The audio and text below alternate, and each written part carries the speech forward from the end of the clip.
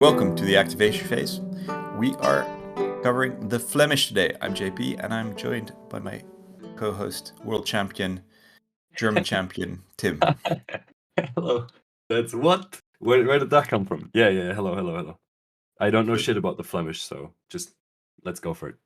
Yeah, it's fine. No, we're recording 1 week before the World Cup, so I thought I would get it in before you may or may not lose it. Who knows?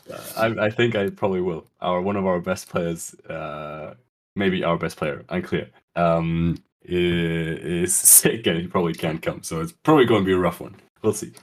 Rip Timo. Yeah, Rip Timo. All right, let's talk about the Flemish. They are the Levy faction of the age of Chivalry.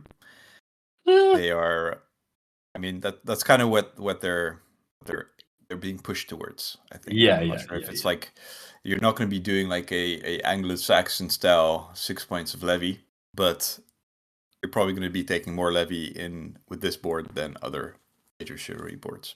Yeah. So they have some special rules, and I think we probably want to start off with that. That makes the most sense to start off with that, and then everything else kind of flows from that. Flemish have a special rule called Emboldened. So this is referenced on the battle board, and a unit is considered emboldened when it is within S of another unit containing at least 4 levies equipped with pikes or a Flemish wagon. So mercenaries cannot be emboldened, and the stipulation here is that you have to be within another unit. So you people don't embolden themselves. Secondly, let's maybe this doesn't make a ton of sense by itself, so let's move on to the Flemish units and their equipment options. All right, I think the first time I've got a book in front of me, man. I want to do the equipment options. I haven't done them in forever. All right, so Flemish units. Your warlord. How do we do it? Okay, your warlord can have no equipment, or he can be mounted on a horse, and the same goes for the Hearthguard. So no equipment, or they can be mounted on horses. Then your warriors can either have crossbows or can be mounted on horses, and your levies, they have to be equipped with pikes. Nice. Yeah, and then there's one extra unit that's not in here, but you can take. It's the Flemish wagon. So this is a basically think about the Eastern princes, except for like I'm not sure what the current state of the rules is. So it's same idea. So this unfortunately it's worth like half a point. So you can exchange 4 warrior figures, 6 levy, or 2 Hearthguard. It doesn't count towards your mercenary, but it does count as a mercenary for like advanced abilities. It doesn't make any Saga dice. It has an armor of 5 in melee and 4 against shooting. It's got an aggression of 4, melee 4 in shooting, and then the equipment that it has are improvised missile, so it means that it's not great. I think it's -1 to hit on that, and then the other rules that they have is determination, so at least you're not losing an extra dice trying to activate it. It's a mercenary, it's mount horse, presence, resilience 2, unarmed, cumbersome, build, lure of treasure. All right, let's break it down. So determination, good. Mercenary, bad. Mount horse, bad. Presence, good, I guess. Yeah. I mean, yeah, I guess, for like... if you're trying to capture something, it's okay. Resilience 2 is very good. Unarmed, bad. It gives you the -1 to hit. And then the cumbersome build basically means that you can't go into any terrain options that are uneven or dangerous. It's just treated as impassable terrain. And then they give you some extra information on how to pivot it. And then finally, it only moves S, and you can't activate it to charge. The final ability is the Lure of Treasure, so no enemy unit can choose to charge a unit other than the Flemish wagon if it could target the Flemish wagon with its charge instead. So heroes are not affected. So generally, yeah, it's just like a diversionary unit that's good in melee, not great against shooting, and it's slow. And that's about it. So I think the only difference here is that it's a little bit better. Well, it doesn't have any dice. It doesn't create dice. At least it has determination. I think we'll see how it goes. I think it's a nice fluffy unit, but probably not like the key unit of the battle board. I mean, I don't know how to play them, but I feel like this might be the key unit of the battle board. We'll see. Unpopular opinion, maybe. Yeah, maybe. I think the one thing I didn't say is that it counts as 12 levies for victory points. So it is juicy. It is a juicy target, especially like targeting for shooting. It's just armor 4, so it's not great. Yeah. Anyway, let's get the show on the road with the battle board itself. Cool. Start us off with the top row, JP. Oh yes.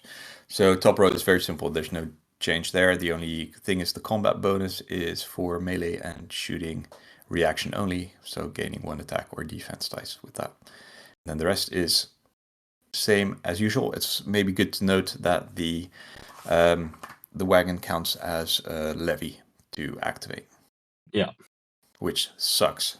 Yeah. There's no buff in terms of activating levy figures or multiple things or making it easier. It's just a rare and an uncommon, unfortunately, as usual. Yeah. All right, let's get into the first advanced ability. It's called Golden Tag. Maybe. It's a melee ability. Golden Tag. It's a melee ability that takes either a common or an uncommon, and it says if your unit is emboldened, it gains 4 attack dice. So that's great value. I mean, 4 attack dice for a common, yum. Not crazy, not special, just good value. So thumbs up. Yep, nice, good start. So the next one is Push Onwards. This is using either a common or an uncommon, and it's a melee ability. So at the end of the melee, all the units engaged suffer an additional fatigue. If your unit is emboldened, immediately place an inactive Saga dice on your combat bonus, rare face up. So yeah, this is like a interesting one because it's basically like a free combat bonus, like a good combat bonus. So there's nothing wrong with that, especially for a common. You can generally, the way that you want to play with everything else going on the board, you're going to want to have some units that are emboldened.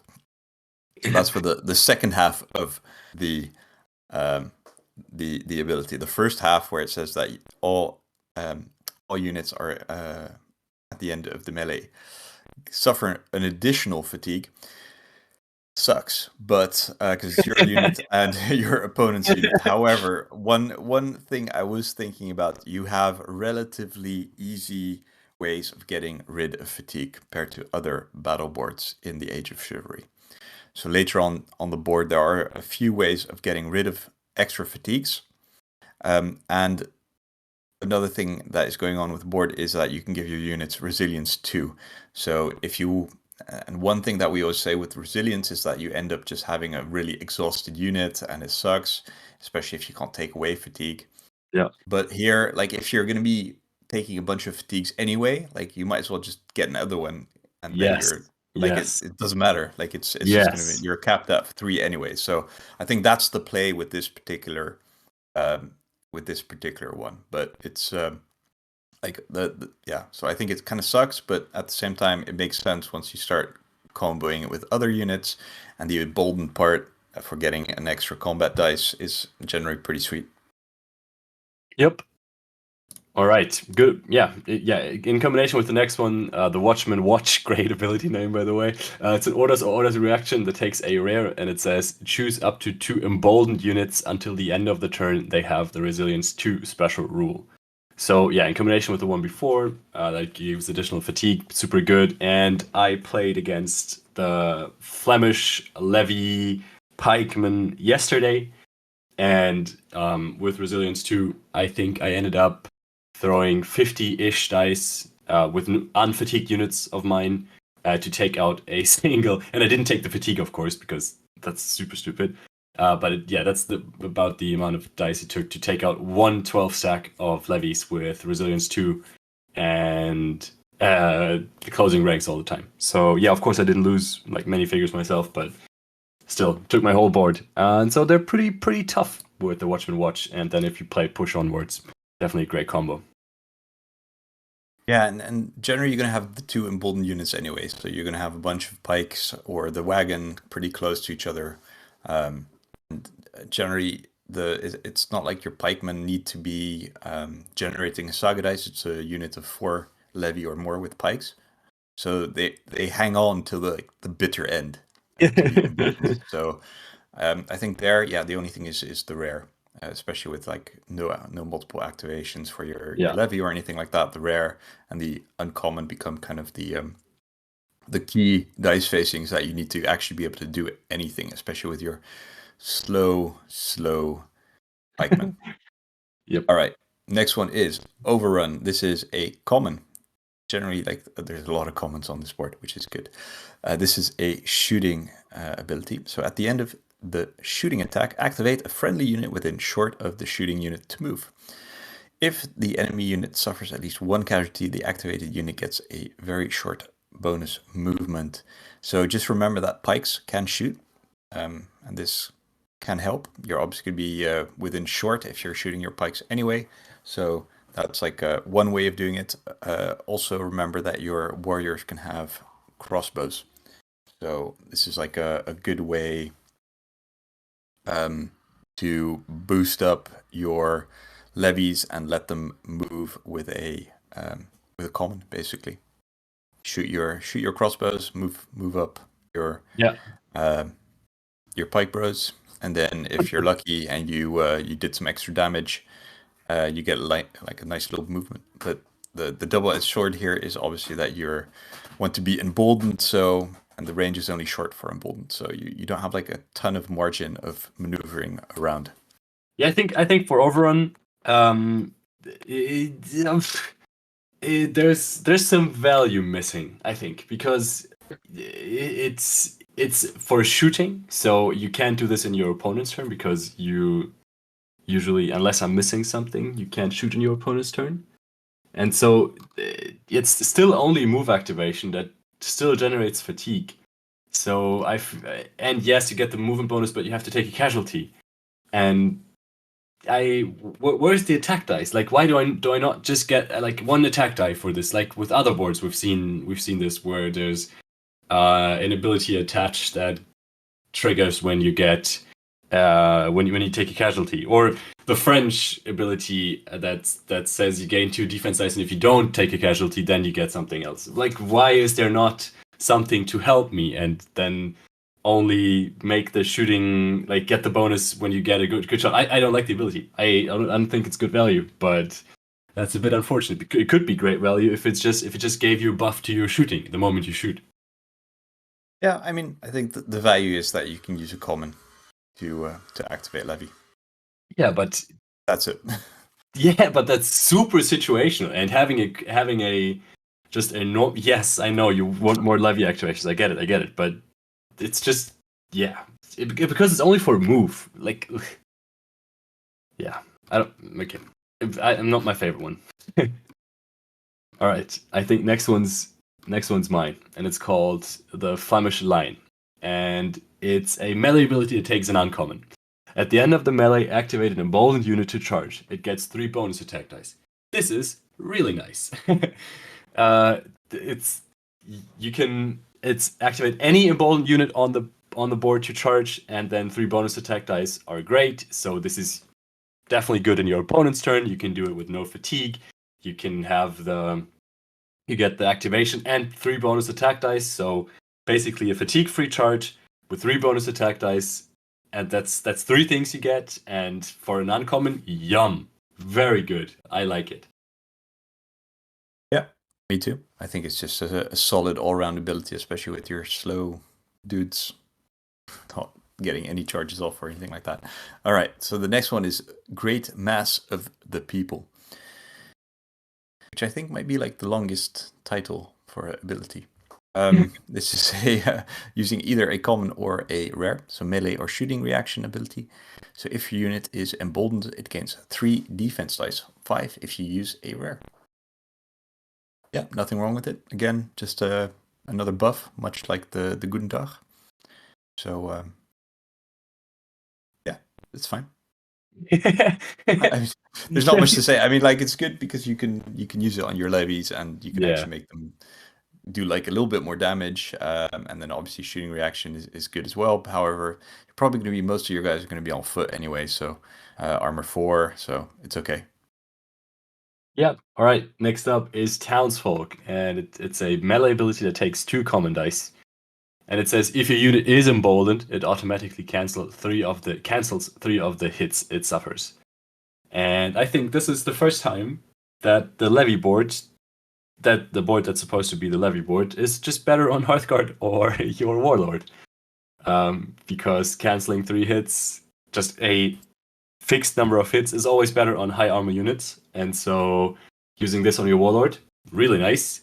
And using this on your Hearthguard, also really nice. And I'm the push onwards, the one with the additional fatigue, is also pretty good on your Warlord, because if you're gonna get some hits anyway, and you can easily exhaust yourself with the resilience rule, and then getting these 2 additional or 2 fatigues at the end of combat just doesn't matter, but it matters a lot to your opponent. So I feel like playing with your Warlord might actually be good here, and bringing Hearthguard makes sure that you can play with your Warlord more than you would think. So I think there's a good ability for Hearthguard and your Warlord. Maybe not the greatest for your Armor 4 levies. Yeah, I mean, it's fine ability. I think that we've seen like the French where you can like cancel hits and stuff like that, or cancel casualties. Like that's obviously much better than just canceling hits, but still, like it's not bad. Yeah, 2 dice though. Yeah, 2 dice, and I can see this working well on the Hearthguard, or if you're trying to get your Warlord involved. But all right, so the next one is Secure. This is using either a common or uncommon. It's a shooting ability. So remove a fatigue from a friendly unit within short of the target of the shooting attack. So here you obviously, if you have pikes, you're shooting. That means you're within yourself. So you can. That's probably the most basic way of using this, just to get rid of fatigue from yourself. So this links well with the push onwards as well. So you don't actually have to even activate the unit. Like for example, if you're doing push onwards in your turn, you're all fatigued out, and then you can just generally do this to remove something. I don't know. It's fine. But the problem with that is that you have to have 2 or less fatigues, right? Because once you're exhausted, this would be really nice, but you can't use it anymore. Yeah, that's true. But just to generally do that, it's fine. And then obviously, if you have some crossbow warriors shooting around, it's and you have some guys close to your enemy, that's fine as well. But I don't know. It seems relatively situational. I think on this board, there's going to be enough shooting with your pikes that you can use this just to have like a remove the fatigue from like a melee. Especially this is just removing fatigue. You're not resting, so you can do it kind of like at the end of the turn, for example, once you start using your pikes to the shooting attack. So I think that's good. But yeah, it's generally just fine, and you're probably gonna have some extra commons lying around anyway. So this kind of keeps them going. Yeah, I think interesting ability. Not sure what the best use of it is, but in general, taking a fatigue off for a common is good. Yeah, especially like off the. I was gonna say schedule off the like you're not doing it like out of order. Yeah. And you could do it, for example, if you've exhausted your Warlord with the push onwards. Yeah. And in your turn, you rest and you do this as well. Like that kind of gets him back in the fight quite nicely, actually. Yeah, and then the next ability that's called As Once We Were, which is an Order's ability that takes a uncommon, and it says choose up to 3 emboldened units. They each remove 1 fatigue but can't activate this turn. Yes, you can definitely get 3 fatigues off a single unit and make sure it's completely fresh again. So that's pretty good. I think for this one, I'm always looking at the wagon, because I feel like the wagon might just be better at emboldening your units than the levies are. And so it's really sad that the wagon got the mercenary keyword, because the mercenaries can't be emboldened, and so not being able to take fatigue off makes it just worse. But in general, this ability is good. It's an uncommon, and you get to remove 3 fatigues for an uncommon, and you want to be emboldened anyways. That's super great value, and that's it's like a no-brainer. Yeah, you really just kind of take yourself out of the game for turn though. But I think there's enough like orders reactions and a lot of these kind of like out of sync abilities with like melee that you do something. It actually makes sense to do it, like the what is it, the Flemish lion, stuff like that. So not being able to do stuff in your turn is not the end of the world. You can load up your board and then kind of like in a weird Welsh style start doing work in your opponent's board. In your opponent's turn. I think one thing to say with the wagon and kind of why I'm warming a little bit to it is it has determination. So yes, that's like the bonus here. You don't need to use your uncommons to move around some stupid levy. And he moves short just as your levy would, right? So, and he has a big footprint, like 80 millimeters wide. That's like, I don't know, 3 inches and something, and then 120 millimeters long. That's like, 4 inches, 4.5 or something. That's a pretty big footprint.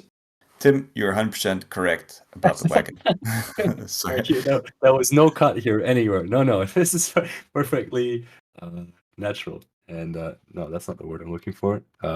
Organic. Yeah. Yes. All right. Actually, we've reached the last ability on the board. It's called Provocation. Again, for a common ability, common dice. So nice and easy. So it's activation reaction. So trigger this ability when an enemy unit activates for a charge, but before the activation is resolved. If possible, the enemy unit must pick a unit of levies equipped with pikes as a target of the charge. So for me, this really seems like a like to save your wagon also from getting charged. But yeah, I guess if you're like you're going to be this doesn't apply for emboldened or anything like that. I think generally you're going to have so many guys with pikes running around or units with pikes. I think especially because you want to be emboldened, they're always going to be relatively close by. Obviously, like a good player will be able to engineer something that they are in a position where they can't charge them, but it just adds that extra layer of being a pain in the ass and messing around with like movements and placements of units. And yeah, generally for a common, like if you can save your warlord or something like that, like why wouldn't you do that? But it seems relatively situational, so it's difficult to describe like when this is good. I'm sure at some point someone will be like, this won me the game, but most games I kind of expect this to be kind of like a nice to have but not amazing ability. Let's just quickly talk about provocation and lure of treasure, because it says no enemy unit can choose to charge a unit other than the Flemish wagon if it could target the Flemish wagon with its charge instead. So how does that interact with the provocation, would you say? Well, they actually they do it, or they cover this particular question in the hope section. Nice. So luckily we have a intention as well. So there, the answer there is that the pikemen need to be charged because the advanced ability takes precedence over the other ability. So that's it. And then also it does not, it also takes precedence over the pride rule. Yeah. Okay. So I think that's kind of the point of it as well. So that makes sense. Interesting. Okay. Interesting. I mean, this feels like one of these boards that if you just take 6 points of levies, you lose because you can't do it, but it's kind of what the board feels like, what you should be doing. So I feel like this is one of the boards where you need to be very, very smart about your warband building, and you can't just you have to go in with a plan of where you want to put stuff and which units should stay close to each other and stuff. So JP, because I don't know, and maybe you don't either, but I'm just gonna ask you because I don't get the short end of the stick. What how would you build this warband points wise, JP? Yeah, so I actually built a Flemish warband mostly because I looked at the board and I could not figure out what the hell you're actually supposed to do with this board. And I was like, okay, this seems like an interesting board. It's not very obvious to to begin with. Like, I'm not someone who generally looks at a board and can figure it out, like, oh, this is the play, unless it's quite obvious. I always need to play it. So I built a warband of 2.5 points of levy, obviously with pikes, a half point of with a wagon, so that's 3 points in total, 1.5 points of warriors with crossbows, 1.5 points of Hearthguard on foot, both of them. Like right now I have some options, so I can do them mounted as well, both the Hearthguard, Warlord, and the warriors. But generally, yeah, I haven't managed to play because like I was gonna take them to the tournament, but then somebody else kind of stepped in, and then I let them use this warband of mine. So Right. I have 0 experience, but still like rereading this board several times. I think it's going to be a board with like a very steep learning curve. You need to place your units correctly, and then nothing is like multi-activating. You have like the overrun as like the only one where you can actually do like a out of sync charge or something like that, with like a warlord or a Hearthguard, and get them like a little bit further out. But then once you're further out and you're charging like medium plus very short, you're not going to be emboldened, so you lose all of your good abilities. So like for me there's no obvious play here, which makes it difficult to kind of give a recommendation till we get some more science on this and start playing more. I think you're pretty close. And I know you don't like mercenaries, just like the mercenary recommendations if they don't fit perfectly and are supposed to be there, like the cannon for the Burgundians, for example. But for this warband, I feel like it's such a big struggle to find a good composition, and there's just 1 or 2 mercenaries that just definitely help, like the Scottish Savage Scots and Gallo Glasses, because your whole warband wants to be together, and the Savage Scots and Gallo Glasses, they just don't want to be near the big fight. They want to be somewhere else, and then it can move for free and stuff. So I feel like bringing them is super good, and then bringing warriors on horse is also super good because your levies can shoot enough. You don't need to bring crossbows and waste all that melee potential on, because you don't really want to get your warriors with crossbows into melee. So I feel like your warlord on foot or horse with 6 Hearthguard on foot or horse, depending on the scenario and the terrain setup, are a great punch, like just a good 1-2 thing, and then having your warriors on horses as well just makes it so that half your warband can be super quick and run around and do stuff, and the other half of your warband can be very tactical and slow and methodical. And so I'm unsure, because then your Hearthguard and your warlords are out, as you just said, and then are not emboldened anymore, and then what's the value? So I just don't think you can win with a warband that moves the whole warband in with S. And so I'm a bit scared for these guys. I feel like they might need to push. Yeah, it's not like the Greeks in Alexander or something, where they have the Sarissas, but then they have insane abilities to move them up super quick. Yeah. Like here you have none of that.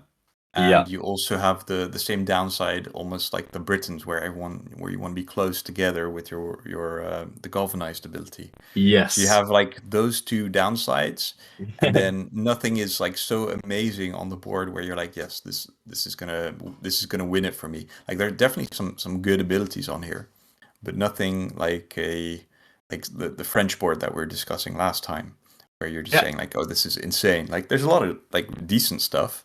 But you always have a condition of being emboldened or something like that. So it's or losing a turn when you're deciding to do the remove the fatigues. Yep. So I think it's being pulled in all sorts of different directions. So it's going to be generally okay.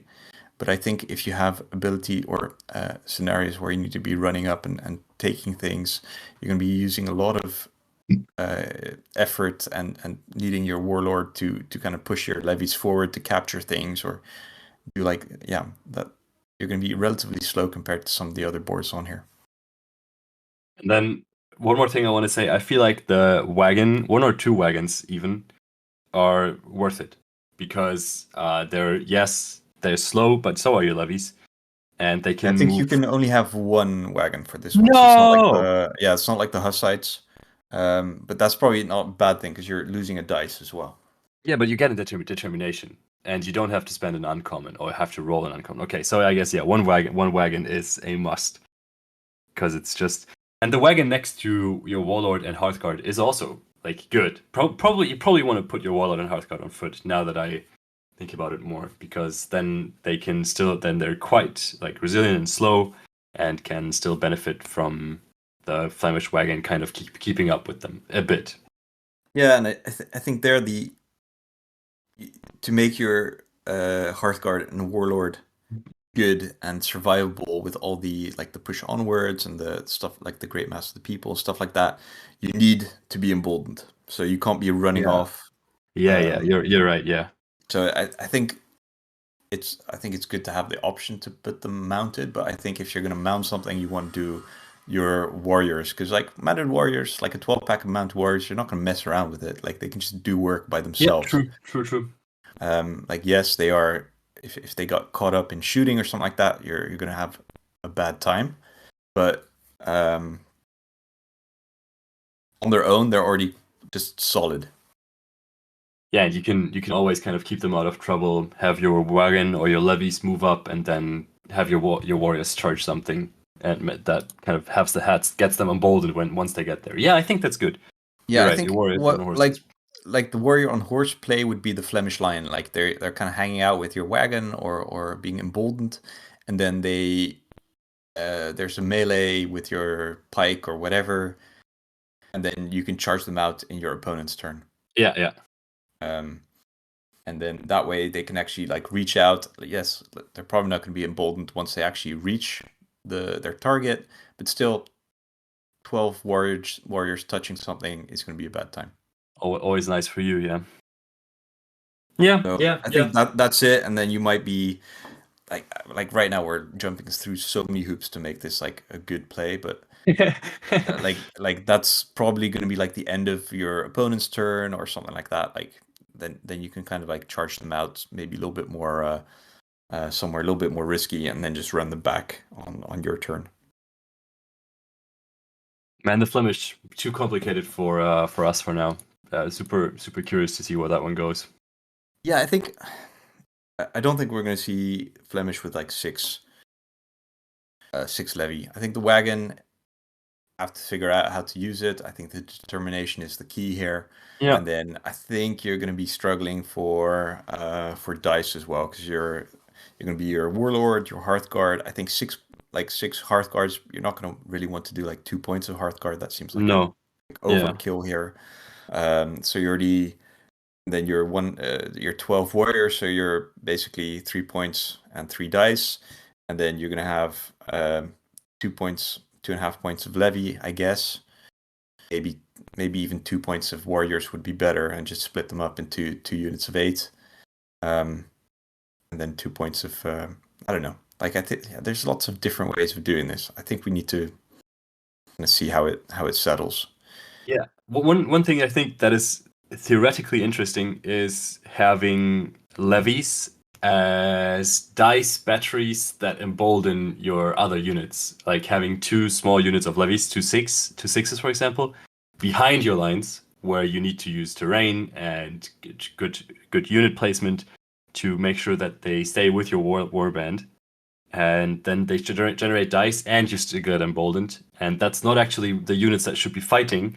That's probably other units, maybe other levy units or hearthguard units or something. But I feel like just because the starting idea I heard like 15 times was, hey, I'm just going to do 3 points of levies, 12 stacks of levies, and run them up. But you don't have the dice to do that. You cannot afford it, and it will not work. And so, yeah, you get. For this one, please leave us a voicemail on what your idea of the Flemish warband looks like. What do you think is the best way? Do you need to take mercenaries? What mercenaries? And how do you play them? Please let us know. You only need 4 levies with pikes to be emboldened. Yes, you do, but then you don't generate a die, and that feels shit. It does feel shit, but then you have unit of 8 levies somewhere else, which is less bad. But I don't know. It still feels a little bit. I don't know. I think we're gonna have to figure this one out. I've got the models. I'm gonna be playing them. I think it's fine. Let's talk about models actually, because here you're gonna need some dudes with pikes. If you watch our video on our YouTube channel, or if you're already watching this podcast on the YouTube channel, by the way, we have a podcast as well, which normally, but generally, actually, we have a lot more views on the on YouTube. So anyway, I have a video up reviewing the French Agincourt infantry box. And then there's like I have like a maybe like 30 seconds or a minute about how to switch some of these guys into pike dudes, like a really easy way. And generally, you don't even really have to do that. In the book, they describe them as having short pikes or long spears. So it's kind of open for interpretation. Is what you probably don't. You can probably just get away with it, because your warriors don't have like the no equipment option anyway. So it's pretty clear.